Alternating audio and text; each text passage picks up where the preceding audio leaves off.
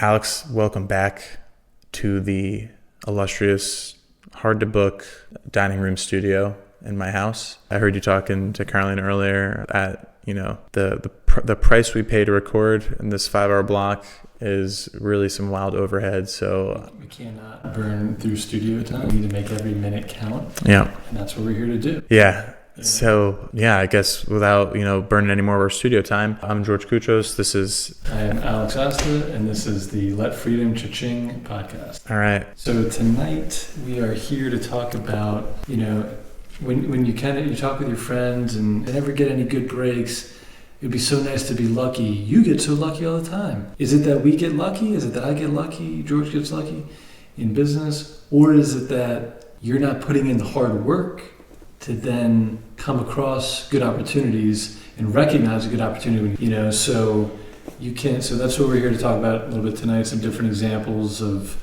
how hard work, consistently putting in hard work time and time again, day after day, week after week, sometimes with no results, but when you consistently put in that hard work, you will come across good opportunities that to the outsider, and they're not accustomed to putting in the hard work like this as an entrepreneur, they might misconstrue that for getting lucky. They only want to see the medal being put around, your neck when you cross the finish line. They don't see the years of hard work it takes to get to the Olympics. They only watch the Olympics. Yep. Right? There is no such thing as an overnight success. What you're not seeing is the season of life where we are working around the clock, not paying ourselves, and sacrificing time with our families and friends, doing the things that we want to do so we can build a business. And eventually years down the road, it starts to pay off and people look and say, wow, must be nice. And I just laugh at that sentiment because it's not so nice at times. It's the early mornings, it's the late nights. Yeah. It's like, training. Oh, it's raining outside. I don't want to go for a run. I'm training for a marathon. Well, guess what? You need to run in the rain. It's so working when you don't always feel like it. You're not as motivated. You're tired. You're whatever. You don't feel good.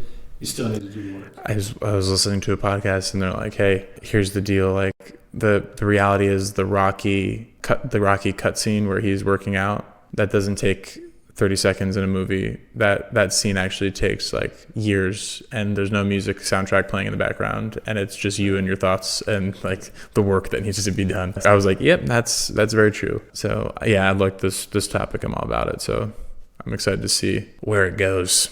Yeah. Well, let's see. The first thing that comes to mind in this example is sort of being in the right place at the right time, which appears to be lucky. Again, how many times you go up to bat and you take your cuts, you swing, and then when you connect, that's when and you hit the home run, like, wow, you get a new listing. You meet the right person who's got multiple properties. So we had one of those situations a couple of years ago when day after day searching on different websites for listing properties available for rent, and then not interested, this person's not interested, it didn't work out, but you keep going, and then bam, you do find someone, and we did, someone who's actually that is what I'm looking for, and it was a great property that we still manage today after about a year and a half, and that person has now bought 2 more properties since. So we have a combined 3 listings from that one kind of home run, like connecting, but contacting that person the method in which we contacted them at that time was no different than anyone else that we contacted, but it was seeing the listing available for rent. It met all the criteria we need, the numbers, everything, and the timing was good of, finding it late at night, 10 o'clock at night before going to bed. Called it 8 a.m. the next day. Bam, done. Yeah. It's like going on the baseball analogy, right? We're stepping up to the plate and we're just trying to get a knock and get like a run. We're playing Moneyball. But every once in a while, you come up, you do the right form, and the pitcher decides to throw a changeup, and you're just like, see it coming, and you're like, psych, bitch, I'm cranking this one.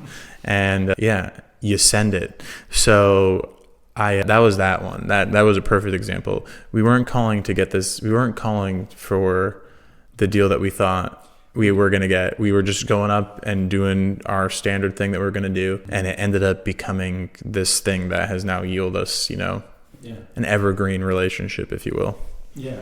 We certainly, and it's just kind of a bonus, like meeting any investor or potential client. A lot of investors own multiple properties. A lot of real estate investors don't own only one property. Yeah. Right? Yeah. And so, but this particular client investor, very soon after this property, he bought another one.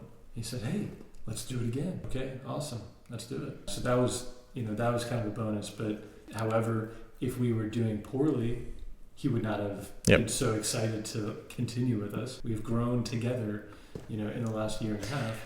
And so he's excited. Let's keep moving. It's the classic. It's like what we tell every person we work with when they are getting into the Airbnb game, at least. It's like, cut your teeth in arbitrage, become a superhost, get a bunch of reviews, because when you start talking to people, you can now leverage that and start to manage properties for them. But it's very hard for people to jump in and right into it. Like, people are like, I want to just co-host because co-hosting is free. And I was like, yeah, that's great. But there are plenty of people who are Airbnb hosts who have 500 reviews that are also trying to co-host for the same person. Yeah. So if you're a person that owns a property, who are you going to trust to manage your property? Right. Someone who's brand new and maybe doesn't have any reviews, like literally brand new, or someone who's, I've been doing this for 3 years and I've got 600 reviews. Okay, bingo. Yeah, you got to put in the hard work. You got to build your reputation. And the unique thing about the Airbnb space, at least, is you have the chance to build your own reputation whilst making money, because you can take the risk. You can go in and you can do arbitrage, or you could have an investment property if you somehow found yourself with an investment property. But you have a chance to craft your reputation. And oh, by the way, it takes 3 months. 3 months of hard work and you'll have the superhost badge. Yeah, and that's the fun part about Airbnb. They do the quarterly reviews. So every 3 months they do a review, and you can lose your superhost status too, of course. So it's not just like work really hard and then you're coasting. It's hospitality. If you are not doing the quick replies and informative replies, then eventually, and your properties aren't clean, you just kind of get lazy. That'll get noticed by the guests, and then it'll be noticed in the reviews, and then it's like everything starts slipping if you don't care about the business. No, in the superhost, the 4 wickets, are like, when you start to learn about Airbnb, you're like, yep, this is literally, if you're not meeting these, I wish there was another tier that was like God status, because it's like you need to average of 4.8 stars. Okay, well, almost all of them are, but I'd like the next status to be like, okay, you're a 4.9, higher than 4.9. Yeah. It's like you have less than 1% cancellation rate, which is essentially 0. I'd like 0 because they have exceptions. So it's like there are some exceptions that don't count, but it's like, all right, how about if you've never canceled on a guest? Okay, great. And then it's like communication. You have to reply within 24 hours. What if you reply within 1 hour? And then the other one is stays. That one's a pretty good one. Get a certain amount of stays within a period of time. 100 days or 10 stays. Yeah, right. It's like, okay, great. So all of the superhost requirements, when I remember when we first read them, it's like, oh, is that it? Yeah. Because it's like they're almost appealing to the hobbyists, not the professionals. Because it's like, you don't have to try that hard. But the people to get that to meet those requirements. You'd think, but the response rate is one that gets people all the time. Because if you don't have a property management service and someone replies to you and you don't check your Airbnb app, that's it. Yeah. Your reply response rate gets absolutely shot. Yeah, that's true. Yeah. So I can think of different people, just like listings that I've seen. Like when you read reviews, like if you just look in any city, look up any listing, and you just randomly select something and you read find something that has lower ratings, and then you read the reviews, you'll see very quickly why the pictures aren't good. You just read the reviews. You'll understand it all. It all starts coming together. It really all starts making sense. The pictures don't look good, and the reviews say, "Oh, it's not clean," and the communication was bad. And then you look at the description of the listing. It's like, so it's all a total package. Yeah. You need to do everything. You need to strive to be better, and that's the hard work. That's the day in and day out hard work. Because like we've talked about before, it's not just a new listing. You can set up a brand new listing. You could take a picture of this notebook. You could set up the listing in 2.5 minutes. Yeah. You know, but to be good and to be professional and to constantly update things, change copywriting, update pictures, restaurant recommendations, everything, it's constant. And that is the case with pretty much any business. You can start the business on paper, you can get things going, but if you want to be good and keep growing and make more revenue and reduce your expenses, there's never ending amount of work. Yeah, it's yeah, and you have to be willing to just but people crush. People only see the top 10% or 5% of the iceberg of like the result. They don't see the years of hard work under the surface of the water. No. You can't see it. Yeah. And so when the iceberg sinks, it gets destroyed by the USS Titanic. They don't see what has been holding that iceberg up for years. Success, they only see the failure. They only feel the damage that it can cause. There's a lot of wild analogies. Yeah, we're going analogy heavy. Yeah, so we were talking about this concept a little bit earlier when we were working out, and the idea that no amount of, luck or right place or really anything can outweigh the volume of putting in the work. And it's like every time when you put in the hard work, it will beat out all the other factors. And it's like you can get lucky with something, or you might even be another expression, hard work beats talent. And it's like, it is accurate. There are plenty of people who have a better work ethic that crush talented people. John Daly is a great example. John Daly is a massively gifted golfer. He's so talented, and he also just loves drinking cases of beer and all that stuff. Whereas like Tiger Woods is like legitimately pissed at John Daly because he's like, you could have been an insane, like all-time wild. He won 2 Masters. It's all. I mean, personally, I think it's awesome. That's the kind of golfer I aspire to be. But that's true though. Just you put in the hard work day after day, and you will get results. And then when you pair that with a good opportunity, and sometimes good opportunities are disguised. I've got a good example of a great disguise of an opportunity that is still kind of working its way, through a deal right now, but basically, meeting, on a Sunday, walking on a random street in DC, going to get lunch, and this guy, passed this guy on the sidewalk. He's doing work on his house. And I said, I'm like walking slowly, and I'm like, something just tells me I want to talk to this guy. And for no reason other than he just looked friendly. He was taking a break and, just had a positive attitude that day. And I started talking with him, and he says, oh yeah, tell me about the history of his house that he's working on and all these things. And okay, it's a great neighborhood. And I started like doing this mental, like little tornado of thoughts. I'm like, okay. All right, so all the hard work that he doesn't know we do, and now we have this opportunity of like talking with this like homeowner of a very unique looking old historic home. He's talking about renovating and doing these things, and then I'm like, all right, just how all the hard work we do, how can we hook in, what we do, like of Airbnb property management. Yeah. So find an, organic enough way of inserting it into the conversation, and sure enough, he says, "Oh yeah, that sounds great. Yeah, I'm open to that idea." Like, oh, excellent. And it just continues the conversation. We talk for over an hour. Yeah. And then find, okay, hey, we both love biking. Let's go for a bike ride. You look like it flowed effortlessly, and it's like, okay. So totally random example of meeting a stranger on the sidewalk in a random street that I didn't have to be on that day at that time in that place.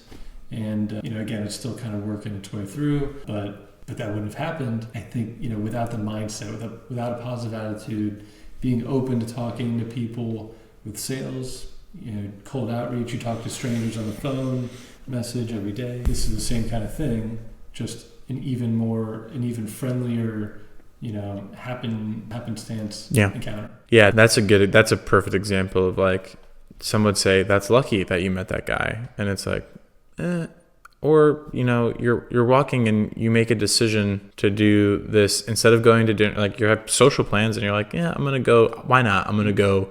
This is everything. Real estate is about networking, so it's like I'm gonna do a little networking. You want to hear this? So. You made it when you said made a decision. That reminded me. So I legitimately walked. I kind of smiled. There was like a brief, like a 1 or 2 word exchange when I was passing this guy. He was standing on the sidewalk, and I passed by him, like 5 steps, 10 steps or something, and I stopped. I said, and I just kind of turned around, and by this point he had been kind of looking back at the house, and I made a very conscious decision to stop, turn around, and then walk back to him and continue to engage in conversation and ask him and start asking questions about the house. I think I'm going to ask him another question or two. And I mean, we can go down another rabbit hole, but it's like someone talks about like, when you like pray for an opportunity or pray for something to happen, it's like, do you think that it's just given to you, or do you think, like a good example, like it's actually Morgan Freeman as God in one of the Bruce, I think it was like either Bruce Almighty or Evan Almighty, whatever. It's like he's sitting down. He's like, do you think when people pray to God to bring the families together, that God pushes the families together and gives them warmth and happiness, or do you think he provides them with an opportunity that will bring a family together? And it was like, but just like that, when we're sitting here and we're like, we need another deal, we need something else to come through. It's not like, someone calls us on the phone and they're like, hey Alex, hey George, guess what? I have this deal for you and I need you guys to come in. No, it's like you're the people that have it are placed in our path. And it just so happened that day, all the events led up to you crossing paths with that guy. And now boom, bada bing, bada boom. You got to take the opportunities that are presented to you and you have to couple that with the hard work. So that's we'll go back to that theme. And it's like the sheer amount of grit. And now I like the topic of grit because I was listening to a TED Talk and they said the number one factor that delineates successful people is their capacity for grit. And I like that because of all my shortcomings. The one thing that I think I've cultivated within, or maybe it just been imbued upon me, is a modicum of grit. And, the same grit I see you have throughout from when I met you when we were, in college to now.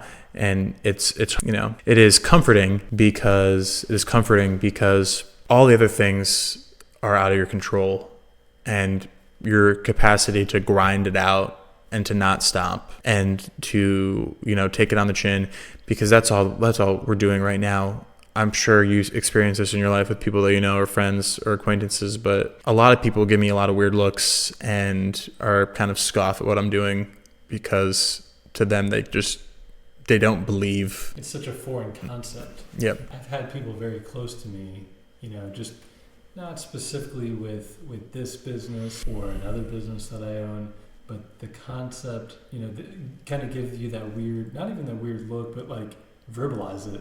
Like, what are you doing? Why don't you just get a job at XYZ, safe and secure type of job, right?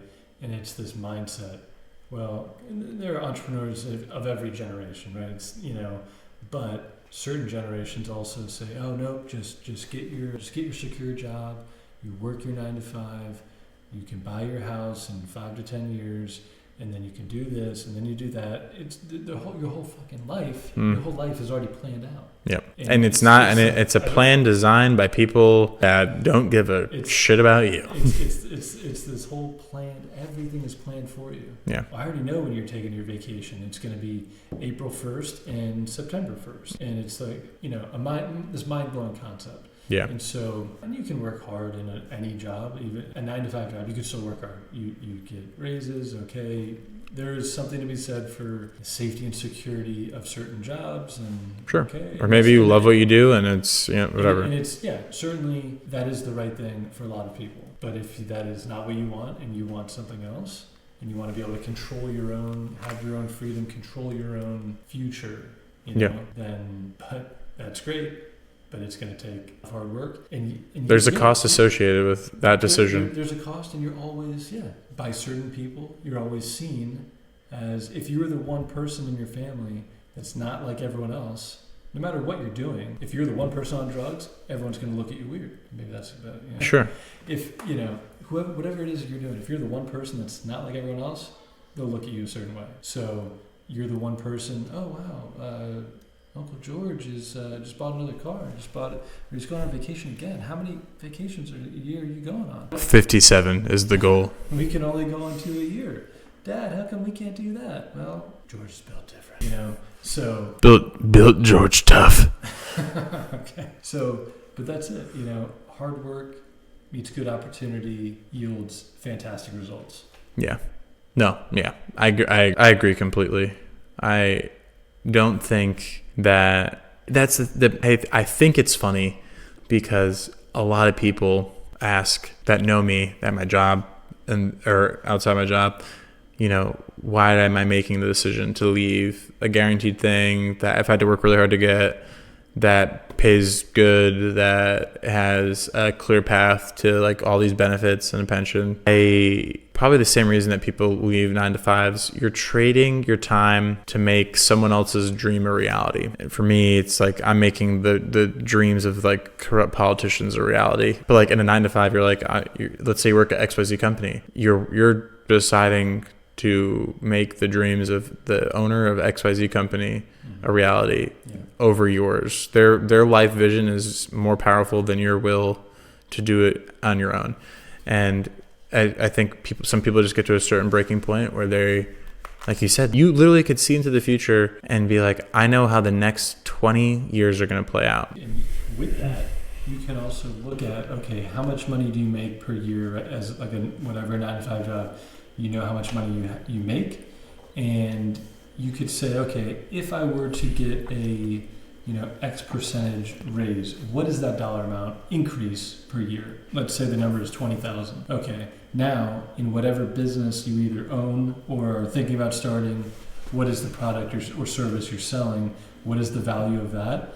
How many of those things would you need to sell or create or build or whatever to equal that same amount of increase and or that same amount of money you make per year? And kind of break it down and work backwards.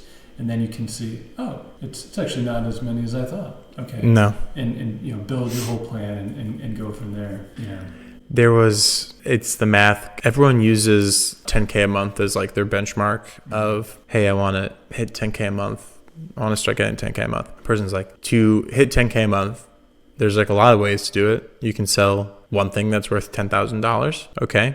2 things worth 5, 10 things worth 1, 20 things worth 500, and it goes down, and they like break it down to its most distilled thing, which is like 100 things worth $100. If you can sell 100 things worth $100, you can make $10,000 a month. And then it becomes like this thing of like, okay, so you basically have to sell 3 things that are worth $100 a day, or a little more than 3.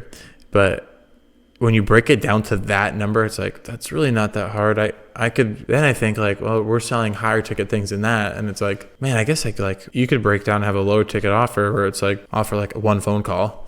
It's like, man, maybe it's pretty hard to sell sometimes these massive packages, but like it might be very easy to sell 1 phone call. Yeah. And you only sell, it's like, okay, cool. Sell 100 phone calls. Yeah. And now you just made your $10,000. That's something to seriously think about, depending on what field you're in, what is it that you're selling for that lower number. You have your larger ticket offer, for $10,000, let's say.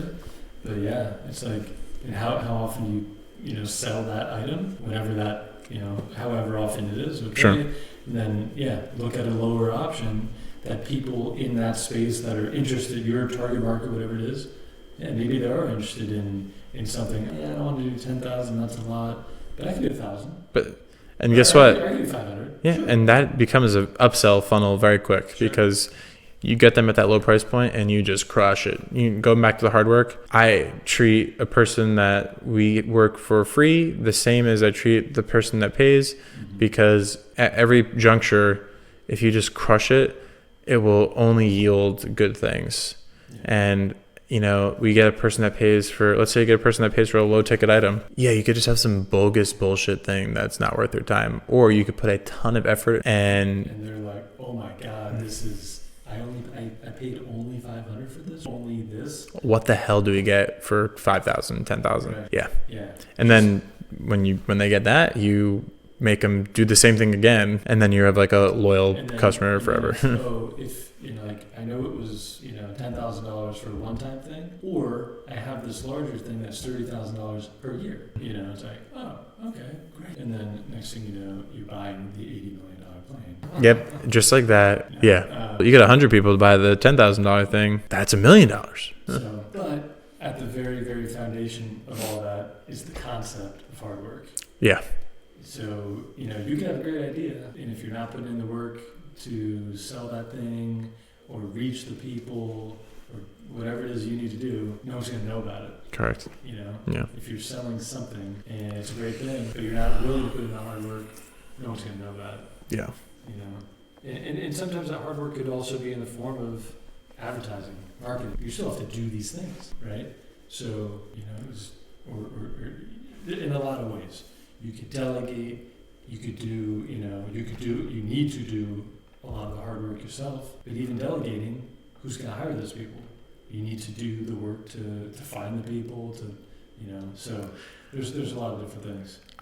I'm not a big video game person, but when I was younger, I remember playing like a video game with my brother where you go around and you're this guy, and they're called like RPG games. You start off with you just have like nothing.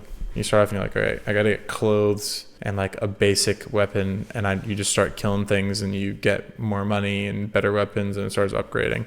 And like, unfortunately, as lame as the analogy is, this is the podcast of analogies, the business is like that too, right? Where it's like, when you start, you just need to, you need to be like not at the point where you're like hemorrhaging money and just dying all the time. So, okay, get some kind of clothes, some kind of like protective thing to like, so you can like weather the storm against the most basic threats that are out there from business owners. And then you need to get your stick, and you need to start whacking things that are like weak until you can save up enough pelts to trade it for like a sword. And that's like, when you start, it's almost simple when you start a business, because there's all these fancy things you can do to set it up, but really all you need to do are get a product or service that you make more money than it costs to make when you sell it, and a way to collect payments, and then you need to just contact people and get them to exchange the service for the money. Exactly. And, so like an example of that, like Alex Hormozy has in his $100 million leads book, you can spend all sorts of money on lead generation, products and sources and things. The best way to start, look on your Instagram. What do you have? Look in your contacts list on your phone. Look in your email. Who do you already have contact information for? Friends, sort of friends, whatever it is. Contact those people. And he has his whole method, read the book, excellent book. But it doesn't, you could even start with basics.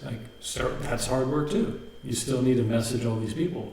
Reach out to, however many people that is for you, and that will surely lead. So you talk about collect a stick, just hit as many, kill as many things as you can, contact as many people as you can, get your reps in. You're gonna build some sort of, kind of pitch or something. You need to practice it, work out the kinks. That's your perfect time to do it. Yeah, and you bring up Alex Hormozy, insane business guru type character. And there's plenty of people that are, way more successful than we are right now. And I think, I'm not just saying this as like this is business advice. Like, no, legitimately in all facets of life, you need to be, people say work smart, not hard. Wrong. You need to work smart and hard, because if you're a smart worker and you're hard working, you will be exponentially better than the lazy person who's smart. So yeah, in all facets of my life, from as early as I can remember till now, I've, tried to apply that level of work ethic to things that I valued. And there is another whole tangent that you can go down, which is like, there's only so many things you can do. So pick the things that you want to do and put your fucking ass behind it and get it going. But yeah, I don't think this is just, George and Alex, the business owners that are talking about this, like the relatively novice business owners. More so, it's like George and Alex, this is coming from, decades of life, or, I guess decades is bold considering that's 12-year-olds, but 15 years. Combined. Yeah. Either way, over a decade each of like the real world and some pretty unique situations on both of our parts. So yeah, I would be hard pressed to. I'd be willing to debate anyone who wants to say that hard work is not the answer. It just is to be hard work in the right direction. And that's a good point. Being focused. You could be an extremely hard worker if you focused on the wrong thing. Yep. It's like, yeah, you're working, no doubt, you're working hard, but you're going this way when maybe you need to be going this way. Yeah. So that's a great point. Hard work always, but being focused at the beginning, know where you want to go, and then focus on the hard work that's required to get there. Yep. And sometimes you could veer off course. Okay, step back, recorrect, focus on, hey, what is the goal? Make sure you're still on the right course. Mm-hmm. Sometimes that's in the form of a mentor. Mm-hmm. Yeah. Which is a different thing. But if you are like head down working, you're working really hard. Yeah. Sometimes you could get so engrossed in what you're doing, and like you come up for air, and you're like, oh crap, I got a little off course there. I've been working so hard. I've been focusing. I got the horse blinders on, but the jockey is actually telling me, no, we gotta get back over this way.